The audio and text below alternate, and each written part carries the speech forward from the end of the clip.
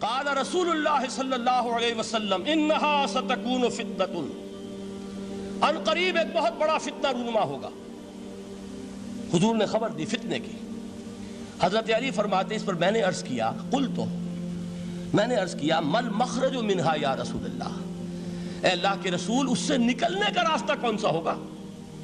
دیکھیے یہ لکھا ہوا ایگزٹ، نکلنے کا راستہ، اور عام طور پر آپ نے دیکھا ہوگا بڑے ہالز میں یہ سرخ روشنی ہوتی ہے، اس میں اس کا اہتمام کیا جاتا ہے کہ اگر خدا نہ خواستہ کوئی حادثہ ہو جائے لوگوں کو معلوم ہو نکلنے کا راستہ کون سا، یہ مخرج ہے۔ حضور نے خبر دی کہ فتنہ ہوگا۔ تو دیکھیے میں ایک بات عرض کیا کرتا ہوں، ذرا توجہ کیجئے، ہمارا حال کیا ہے؟ ہم بڑے ریشنلسٹ قسم کے لوگ ہیں، یہ زمانہ ریشنلزم کا ہے۔ اگر ہم ہوتے تو کیا پوچھتے؟ وہ فتنہ کیا ہوگا، کیوں ہوگا، کہاں سے آئے گا؟ ہمارے سوال یہ ہوتے ہیں، کب آئے گا، کیوں، کہاں، کب، کیسے؟ ان سب کی حیثیت علمی سوالات کی ہے۔ بھائی کب آئے گا ایک علم ہے، کیسے آئے گا علم ہے، کہاں سے آئے گا علم ہے، لیکن اصل جو عملی اعتبار سے اہمیت والی شے ہے، بچاؤ کا راستہ کون سا ہوگا محمد الرسول اللہ، یہ بتائیے ہم۔ مل مخرج منہا یا رسول اللہ، حضرت علی نے یہ نہیں پوچھا فتنہ کیا ہوگا، کہاں سے آئے گا حضور، کیوں آ جائے گا، کب آ جائے گا، نہیں، مل مخرج منہا یا رسول اللہ، اے اللہ کے رسول یہ بتائیے کہ جب وہ فتنہ رونما ہوگا تو نکلنے کا راستہ کون سا ہوگا؟ اس کا جواب ہے، ارشاد فرمایا محمد رسول اللہ نے، کتاب اللہ، اللہ کی کتاب ہے وہ مخرج، یہ کتاب ہے کہ جس کو تھامو گے تو فتنوں سے محفوظ رہو گے۔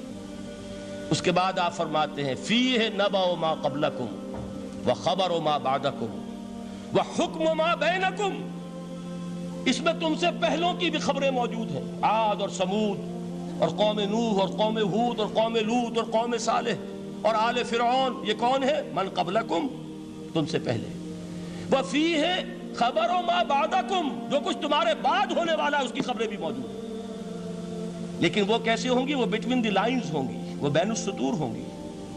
ان کے لیے انسان کو، آپ کو معلوم ہے کہ عبارت میں سطور ہوتی ہیں اور ایک درمیان میں ہوتا ہے، ان کے کچھ لکھا ہوا نہیں ہوتا۔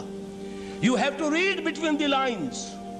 قرآن میں بعد میں آنے والے حالات بھی درج ہیں، لیکن اس طرح نہیں جیسے کہ پچھلے حالات درج ہیں۔ اس کے لیے ذرا ان ڈیپتھ پونڈرنگ اوور، غور و فکر اور تدبر کی ضرورت ہوگی۔ وَحُکْمُ مَا بَيْنَكُمْ، اور جتنے اختلافات تمہارے اندر پیدا ہوں گے تا قیام قیامت، ان سب کا فیصلہ بھی اس کتاب میں موجود ہے۔ وَهُوَ حَبْلُ اللَّهِ الْمَتِينُ وَهُوَ الذِّكْرُ الْحَكِيمُ، یہی تو ہے وَهُوَ الصِّرَاطُ الْمُسْتَقِيمُ، سیدھا راستہ، اور کون سا؟ یہی قرآن تو ہے۔ ہر رکعت میں کہتے ہو اهْدِنَا الصِّرَاطَ الْمُسْتَقِيمُ، اور قرآن دیا ہوا ہے اس پر غور نہیں کرتے۔ عجیب تماشا ہے ہمارا، نماز کی ہر رکعت میں اهْدِنَا الصِّرَاطَ الْمُسْتَقِيمُ، اور حضور فرمایا وَهُوَ الصِّرَاطُ الْمُسْتَقِيمُ، صراط مستقیم یہ قرآن ہی تو ہے، الذکر الحکیم یہ قرآن ہی تو ہے، وَهُوَ حَبْلُ اللَّهِ الْمَتِينُ، اور یہی ہے اللہ کی مضبوط رسی۔ آپ نے قاری صاحب سے وہ آیات سنی سورہ آل عمران کی، وَاعْتَصِمُوا بِحَبْلِ اللَّهِ جَمِيعًا وَلَا تَفَرَّقُوا، اللہ کی رسی کو مضبوطی سے مل جل کر تھامو اور تفرقے میں مبتلا نہ ہو۔ تفرقہ ہوگا تو کیا ہوگا؟ تمہاری ہوا اکھڑ جائے گی۔ آج آپ کو معلوم ہے دول عرب اگر یہ یکجا ہو جائیں، ایک دن کے لیے اسرائیل قائم نہیں رہ سکتا، امریکہ نہیں، امریکہ کا باپ اسے قائم نہیں رکھ سکتا۔ اگر امت عرب ہی جمع ہو جائے، عالم اسلام تو بڑی شے ہے، جو وسائل ان کے پاس ہیں، جو اللہ تعالیٰ نے ان کو نعمتیں عطا فرمائی ہیں، لیکن افتراق، انتشار، اختلاف، جتھے بندی، گروہ بندی، دھڑے بندی، اس نے اسرائیل کا خنجر ان کے سینے میں پیوست کیا ہوا ہے۔ اس لیے کہ فَتَذْهَبَ رِيحُكُمْ، اگر تم اختلاف کرو گے تو تمہاری ہوا اکھڑ جائے گی، آج وہ ہوا اکھڑ چکی ہے۔ تو فرمایا وَاعْتَصِمُوا بِحَبْلِ اللَّهِ جَمِيعًا وَلَا تَفَرَّقُوا، اللہ کی رسی کو مضبوطی کے ساتھ مل جل کر تھامو اور تفرقے میں مت پڑو۔ حضور فرما رہے ہیں وہ اللہ کی رسی کون سی؟ ہوا حبل اللہ المتین، یہی قرآن ہے اللہ کی مضبوط رسی۔ علامہ اقبال نے کیا خوب کہا ہے، علامہ اقبال نے قرآن اور حدیث کے حقائق کو جس طریقے سے اشعار کا جامع پہنایا ہے، وہ تو خود کہتے ہیں گوہر دریائے قرآن سفتام، میں نے قرآن مجید کے دریا سے موتی نکال کر اپنے اشعار کے اندر میں نے چن دیے ہیں، میرا کام اور کچھ نہیں ہے۔ موتی کوئی بھی غواص پیدا نہیں کرتا، دریا کی گہرائی سے نکال لاتا ہے۔ یہ میری حکمت نہیں ہے جو میرے اشعار میں ہے، یہ میں نے قرآن مجید کے دریا میں غوطہ زنی کر کے اس سے یہ موتی نکالے، گوہر دریائے قرآن سفتام۔ اب دیکھیے اسی حدیث کے اس ٹکڑے کو کیسے شعر میں لائے ہیں۔ از یک آئینی مسلمان زندہ است، پے کرے ملت سے قرآن زندہ ہست۔ مسلمان کی زندگی تو ایک آئین کے بدولت ہے، یہ آئین قرآن، جو کہا تھا کبھی قائد اعظم مرحوم نے جب پوچھا گیا تھا کہ آپ کے پاکستان کا دستور کیا ہوگا، کیا فرمایا تھا یاد کیجئے کہ ہمیں کسی نئے دستور کی ضرورت نہیں، ہمارا دستور 1400 برس پہلے طے ہو چکا ہے۔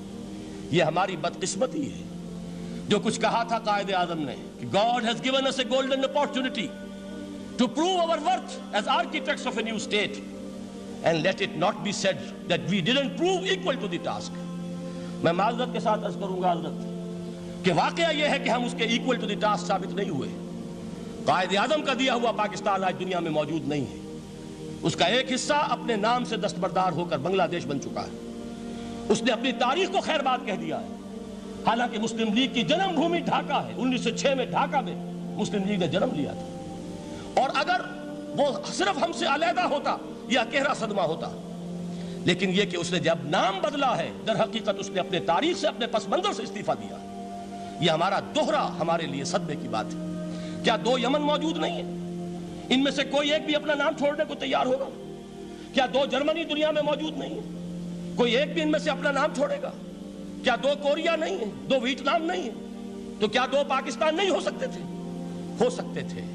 میں یہ کہا کرتا ہوں کہ یہ گہرا صدمہ ہے علیحدگی، اور دوہرا صدمہ ہے، اور اس سے کہیں زیادہ بڑا کہ انہوں نے اپنا نام بدل دیا، اپنی آئیڈینٹی چینج کر دی، انہوں نے وہ نام اپنے ماتھے سے اتار کر خلیج بنگال کے اندر دبو دیا۔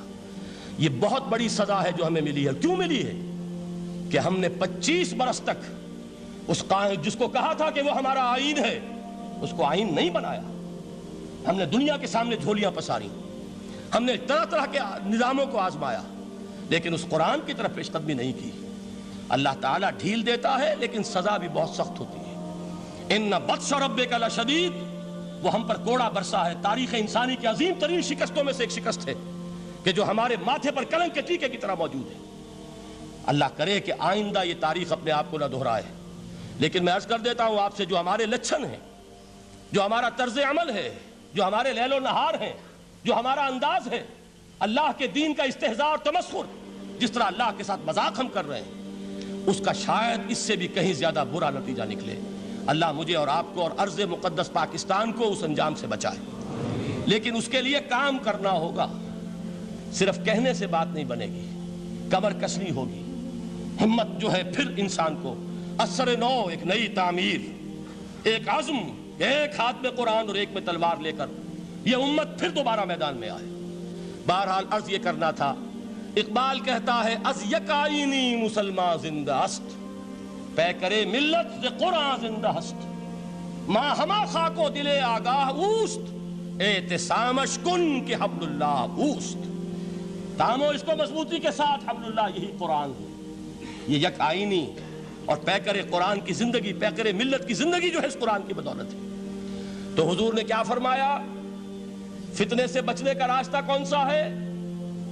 کتاب اللہ فیہ نبأ ما قبلکم وخبر ما بعدکم وحکم ما بینکم وہو الصراط المستقیم وہو حبل اللہ المتین وہو الذکر الحکیم۔ ایک 3 جملے اور سن لیجئے۔ هو الذی لا یشبع منہ العلماء ولا یخلق عن کثرت الرد۔ یہ قرآن وہ شے ہے جس سے اہل علم کبھی سیر نہ ہو سکیں گے۔ ولا تنقضی عجائبہ، اس کے عجائب کبھی ختم نہیں ہوں گے۔ یہ ہیروں کی وہ کان نہیں ہے کہ جو کبھی خالی ہو جائے کہ سارے ہیرے نکل چکے، اب مزید ہیرے نہیں ہیں، نہیں، علم اور حکمت کے ہیرے اور ہدایت اور حکمت کے موتی اس میں سے ابد الآباد تک نکلتے رہیں گے۔ ضرورت صرف کھودنے کی ہے۔ میں نے وہ لفظ استعمال کیا تھا، آج کا قرآن کھودنا ہوگا، آج کی ہدایت اس قرآن سے نکالنی ہوگی۔ قرآن جب نازل ہوا آن دی سرفیس، بالکل ظاہر وہ تھی اس کی ہدایت جو اس دور کے لیے ضروری تھی۔ ہمیشہ کی ہدایت اس کے اندر رکھ دی گئی ہے، اس میں مضمر ہے، اس میں چھپی ہوئی ہے، اس کے لیے تدبر کی ضرورت ہے۔ کتاب انزلناہ الیک مبارک لِيَدَّبَّرُوا آیَاتِهِ وَلِيَتَذَكَّرَ أُولُو الْأَلْبَابِ، لوگ تدبر کریں، اس کی گہرائیوں کے اندر غوطہ زنی کریں۔ لا تنقضی عجائبہ، اس کے عجائب کبھی ختم نہیں ہوں گے۔ ولا یشبع منہ العلماء، اہل علم کبھی اس سے سیر نہیں ہوں گے۔ آپ کو سخت بھوک لگی ہوتی ہے اور کھانا کھانے کے تھوڑی دیر کے بعد اب آپ کا ہاتھ رک جاتا ہے، سیر ہو گئے، بہترین کھانا ہے لیکن نہیں کھا سکتے۔ اگر عام حالات میں وہ آتا تو کبھی نہ چھوڑتے، لیکن اب وہ آپ کا میزبان کہہ رہا کچھ اور لیجئے، تناول فرمائیے ذرا، یہ بھائی نہیں میں اب بھر چکا، یہ آپ کہتے ہیں کہ نہیں؟ حضور فرمایا یہ قرآن وہ شے نہیں ہے جس سے اہل علم کبھی سیر ہو سکے، ان کی پیاس بڑھتی چلی جائے گی، ان کے اندر quest of knowledge, search for wisdom بڑھتی چلی جائے گی۔ کبھی بھی انسان یہ محسوس نہیں کرے گا کہ مجھے جو لینا تھا میں لے چکا، بلکہ یہ کہ جیسے جیسے قدم آگے بڑھیں گے تہذیب کے، تمدن کے، علم کے، اتنے ہی قرآن جو ہے وہ آگے بڑھتا چلا جائے گا ہر دور کی رہنمائی کے لیے۔ لا تنقضی عجائبہ ولا یخلق عن کثرت الرد، بار بار کے پڑھنے سے اس پر بوسیدگی طاری نہیں ہوگی۔ دنیا کی اور کتابیں ہیں، ایک دفعہ پڑھ لیں گے، دو دفعہ پڑھ لیں گے، تین دفعہ پڑھ لیں گے، چار دفعہ پڑھ لیں گے، پھر جی نہیں چاہے گا۔ لیکن یہ کتاب وہ ہے، امام شافعی کا میں واقعہ آپ کو سناتا ہوں۔ وہ یہ کہتے ہیں کہ ایک مرتبہ میرے ذہن میں یہ سوال آ گیا کہ اجماع کے لیے بھی قرآن مجید میں کوئی سند ہے، دلیل ہے؟ سب مانتے ہیں کہ اجماع جو ہے سورس ہے قرآن کے، اسلامی قانون کی، جس پر کہ امت کا اجماع ہو جائے۔ تو کہتے ہیں میں نے 300 مرتبہ قرآن پڑھا اول سے آخر تک، صرف اس دلیل کی تلاش میں۔ 300 مرتبہ مجھے نہیں ملی، 301ویں مرتبہ جب پڑھ رہا تھا مجھے روشنی مل گئی۔ وہ یبتغی غیر سبیل المومنین کے جو الفاظ آئے ہیں، نولیہ ما تولی ونصلہ جہنم، جو کوئی شخص مسلمانوں کے راستے کو چھوڑ کر کوئی اور راستہ اختیار کرے گا ہم اسے اسی کے حوالے کر دیں گے اور جہنم میں پہنچا دیں گے۔ معلوم ہوا مسلمانوں کا جس پر اجماع ہو جائے۔ ستا اٹھ کے کوئی نہیں خوش ہوتا،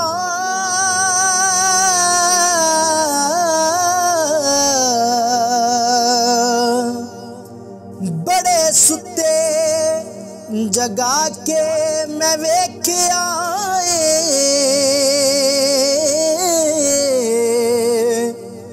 کتے جیا نہیں کوئی وفادار ڈٹھا، تے ٹکر سکا بھی پا کے ویکھ آئے۔